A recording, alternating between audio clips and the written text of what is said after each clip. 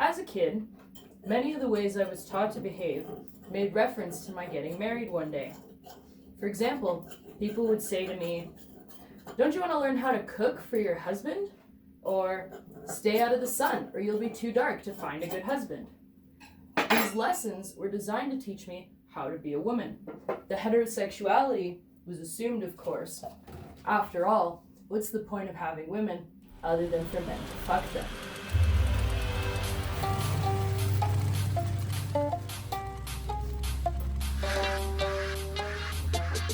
Really, when you focus on it, there's no way to separate gender from sexuality.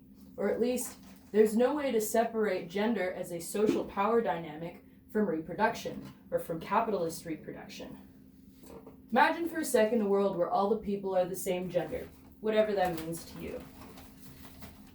Now imagine also that in this world no one works. It's a really pre-capitalist society, and everyone has to make or trade for all of the things that they need. People form relationships without regard to gender or sex, because obviously they form relationships, they have children, and they share child rearing.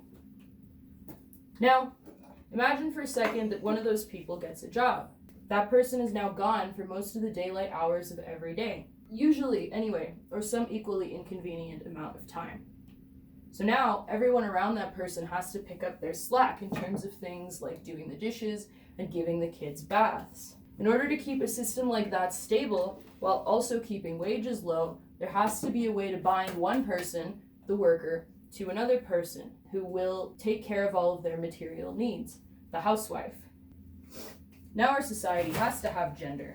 If a person has to work full-time, somebody has to work full-time and unpaid to keep them fed and in clean socks. Gender teaches those designated as girls their place underneath a man. Sylvia Federici also talks about how the creation of gender roles served to disempower the working class when capitalism was first getting started. In case you were wondering, this is a Sylvia Federici fan channel now, so just go read Caliban and the Witch. She talks about how this was the primary function of the witch trials. Essentially, women and queer people were demonized, forcing cis men to turn against their partners, siblings, and parents, or be guilty by association. And this way, poor people were divided along gender lines, so that they couldn't present a united front against the growing capitalist class that was starting to exploit them. On top of that, working men were granted the opportunity to become their own mini-capitalist exploiters by benefiting off of the labor of their female relatives. No doubt that was kind of reassuring. You work your ass off all day at work and your boss treats you like subhuman shit, but at least you get to go home at the end of the day and do the same thing to your wife. Of course, we don't have as many straight single breadwinner couples as we used to. Some of us are single, some couples both work, some couples are thruples, and some of us are gay. But we still have gender. Why? To a certain extent, I do actually think that women entering the workforce en masse has led to the level of gender and sexual freedom that those of us living in the West are currently experiencing. After all, in communities where the economy is capitalist but women can't work, it would be really hard for someone to live openly as a lesbian, because the only way for an adult woman to support themselves is by being married to a man. Now that everyone works and gets paid the same shit wages, you can fuck whoever you want because you're less likely to rely on that person for your sustenance.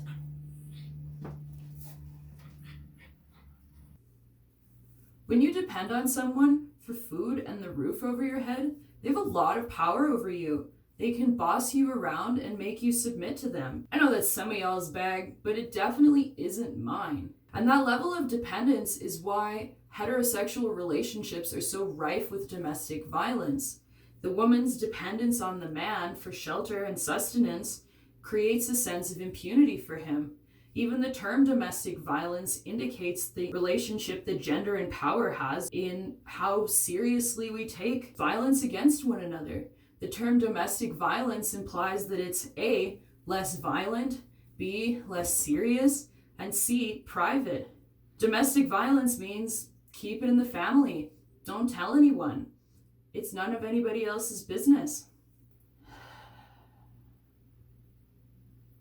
Sorry, what was I talking about? Oh, gender. Why do we have it? For the most part, I think that people essentially just learned it from their parents. To this day, most boy children, or rather children designated as boys, are taught that they are entitled and they have a certain amount of power in life. And for the most part, they just figure that that's a pretty good deal. Well, most girl children are taught that they're worthless and they don't deserve anything and they're not worthy of having power or social status. And with enough reinforcement, that tends to stick. Essentially, I think that people still have gender because it's so ingrained into society as a natural and expected way to organize human life that we just don't think about it. Essentially, gender has transcended its material conditions. Susan Stryker illustrates this really beautifully in My Words to Victor Frankenstein Above the Village of Chamonix, where she describes the scene where her partner gives birth to their child. Now, even though they're in a room full of queer people, the first thing anyone says upon her partner successfully giving birth to their kid is, "It's a girl."